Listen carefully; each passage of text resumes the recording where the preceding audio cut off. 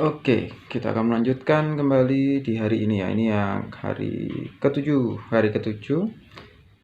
Oke, kita akan lanjutkan di Kejadian 2 ayat 1 sampai 7.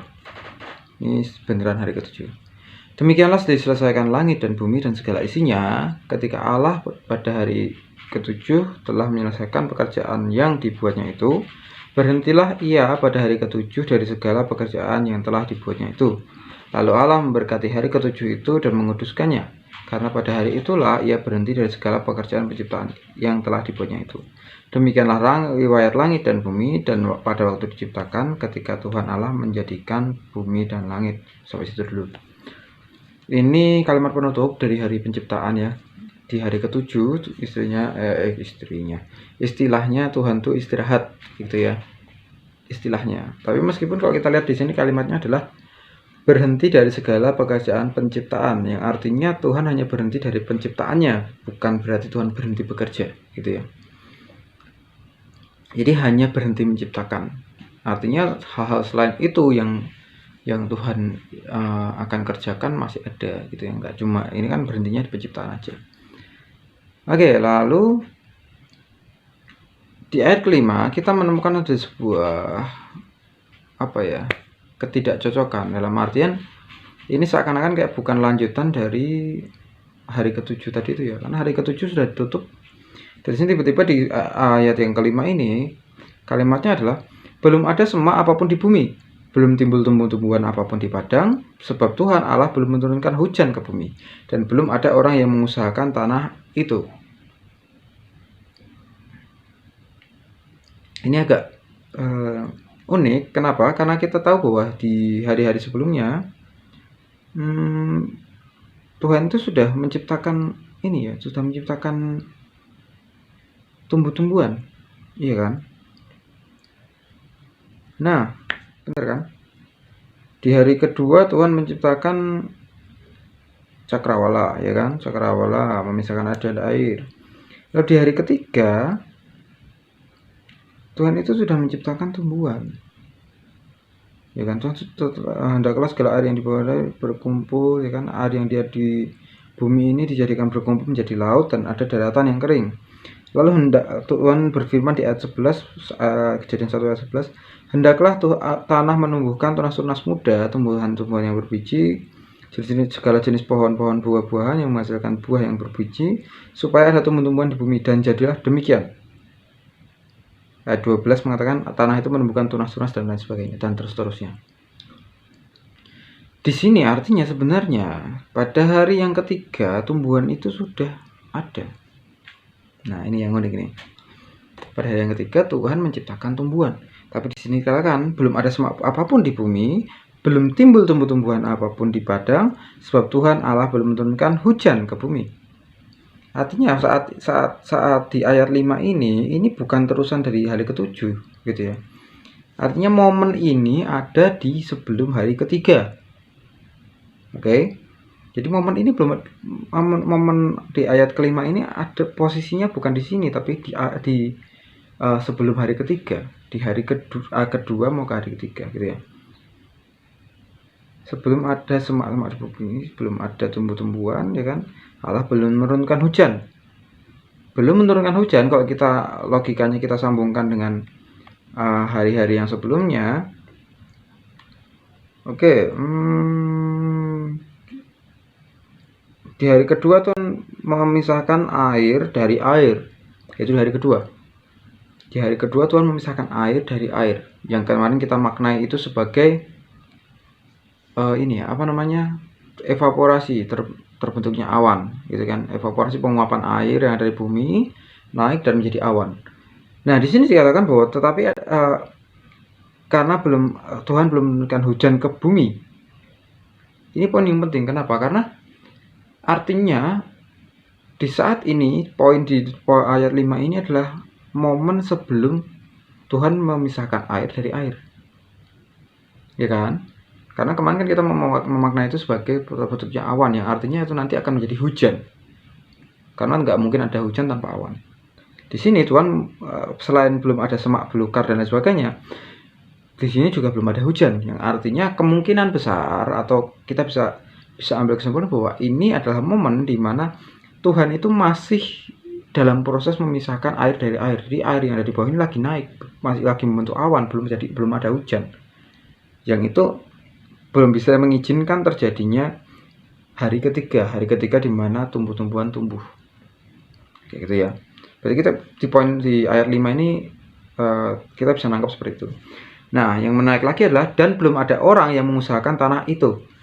Ini unik juga gitu. Jadi di sini Tuhan menekankan bahwa tanah yang tidak diusahakan oleh orang itu akan sulit untuk tumbuh. Meskipun ya kalau kita lihat sekarang hutan-hutan atau tempat-tempat yang tidak dijamah manusia justru mereka tumbuh subur. Jadi agak unik sih ini. Tapi mungkin kita bisa nangkep gini. Karena manusia itu kan sebenarnya ditakdirkan atau diberikan mandat, diberikan misi untuk menaklukkan bumi. Yang kemarin aku udah sampaikan bahwa menaklukkan itu pasti diikuti dengan manajemen atau pengelolaan. Nah, di sini belum ada orang yang mengusahakan tanah itu. Mungkin kita bisa maknai gini. Tanah yang istilahnya belum diolah itu belum cocok untuk tumbuh-tumbuhan itu tumbuh. Gitu ya. Karena itu sebenarnya masa-masa itu memerlukan campur tangan manusia karena di situ benar-benar tanah yang belum pernah ditumbuhi tumbuh-tumbuhan. Beda dengan tanah yang dulunya sudah ada tumbuh-tumbuhannya dan mereka bisa ada istilahnya berkembang biak sendiri. Ada yang dari bijinya, ada yang dari tunas. Itu kan karena sudah ada tumbuhannya. Tidak dari tanah kosong, tanah tandus yang dulunya tidak ada apa-apanya terus tumbuh kan enggak. Itu ya kalau kita bisa maknai tentang kondisi sekarang yaitu hutan yang tumbuh tanpa tangan manusia dan sebagainya. Karena ini terjadi di awal mula di mana tanah itu belum ada apa-apa. Jadi memang kalau mungkin kita bisa asumsikan ini sebagai tanah kosong yang sama sekali tidak ada bibit, sama sekali tidak ada apa-apa, hanya ada mineral, tidak ada tumbuh-tumbuhan, tidak ada benih gitu ya. Jadi mungkin bisa dianggap memang perlu untuk diolah dulu. Lalu kita lanjut ke ayat 6 ya. Meskipun tentang pengolahan tanah ini mungkin kita perlu telaah lagi nanti. Ayat 6. Tetapi ada kabut naik ke atas dari bumi dan membasahi seluruh permukaan bumi. Nah ini. Momen ini sangat-sangat cocok dengan momen di hari kedua di mana Allah itu memisahkan air dari air. Uap air itu naik menjadi awan dan turun menjadi hujan. Itu adalah sesuatu yang sangat logis gitu ya. Dan di sini tetapi ada kabut naik nih, kabut. Ini spesifik menyebut kabut yang kita tahu bahwa kabut itu juga berawal dari penguapan gitu ya. Jadi make sense. Lalu lanjut ke yang ayat ke-7. Nah, ini yang unik ya. Ketika itulah Tuhan Allah membentuk manusia dari debu tanah dan mengembuskan nafas hidup ke dalam hidungnya. Demikianlah manusia itu menjadi makhluk hidup. Gokil yang ini, ya kan? Di Kejadian 1 gitu kan. Tertulis bahwa itu di hari ke-6 Tuhan itu berfirman bahwa baiklah kita menjadikan manusia menurut gambar dan rupa kita. Itu di hari ke-6. Nah, tapi memang di sini ada sesuatu yang seringkali kita miss, bahwa Allah tidak pernah mengatakan bahwa Allah baru mulai menjadikan manusia itu di hari ke-6. Karena di sini hanya dikatakan baiklah kita menjadikan manusia menurut gambar dan rupa kita supaya mereka berkuasa bla bla bla. Lalu di ayat 27, maka Allah menciptakan manusia itu menurut gambarnya, menurut gambar Allah diciptakan mereka laki-laki dan perempuan. Ini seperti rangkuman gitu ya. Ini seperti rangkuman bahwa beginilah Tuhan menjadikan manusia. Gitu ya. Kalau kita lihat dari kronologisnya di sini, ketika itulah Tuhan Allah membentuk manusia dari debu tanah dan mengembuskan nafas hidup ke dalam hidungnya. Demikianlah manusia itu menjadi makhluk hidup. Momen ini ada pada saat kabut naik. Ada saat kabut naik, yaitu pada saat di hari kedua Allah memisahkan air yang ada di bawah dengan air yang ada di atas. Artinya sebenarnya Tuhan itu sudah mulai membentuk manusia sejak hari kedua. Gitu ya. Ini kalau kita lihat secara kronologis kan kayak gini. Jadi pada hari pertama Tuhan menciptakan langit dan bumi dan serta isinya, terus ada Tuhan berfirman untuk jadilah terang, gitu kan, dan terang itu jadi. Nah, di hari kedua ternyata dengan ada setelah proses pemisahan air yang ada di bawah dan air yang ada di atas tadi, Tuhan langsung menciptakan manusia. Apakah langsung jadi? Ternyata enggak. Ya. Seiring dengan prosesnya, ya, Tuhan membentuk manusia dari debu tanah. Nah, di sini kita bisa melihat bahwa setelah inilah ada kalimat mana tadi? Ada kalimat ini nih. Baiklah kita jadikan manusia menurut gambar dan rupa kita. Ini adalah finalnya. Finalnya bahwa Tuhan ketok palu, oke, manusia kita jadikan menurut gambar dan rupa kita. Itu ada di hari ke-6. Nah, jadi kalau kita lihat di penutup ini ya, penutup pada Kejadian 2 ayat 1 sampai 7 ini, sebelum mulai perikop baru, di sini ini adalah rangkuman atau sedikit poin tambahan supaya kita bisa mengenali prosesnya itu sampai mana gitu. Dan dengan begini kita bisa asumsikan kronologisnya begini. Hari pertama Tuhan menciptakan langit dan bumi dan seisinya, tadi ada samudra raya tapi masih kosong, gelap. Lalu Tuhan berfirman jadilah terang, oke. Lalu Tuhan memisahkan gelap dan terang, ya, siang dan malam. Lalu di hari ketiga, di hari kedua, Tuhan memisahkan air yang ada di bawah dan air yang ada di atas untuk mengatur debit air dan sebagainya itu ya. Nah, tapi di momen itu setelah Tuhan melakukan itu, ternyata Tuhan langsung mengambil tanah atau debu tanah yang ada di situ dan Tuhan membentuk manusia.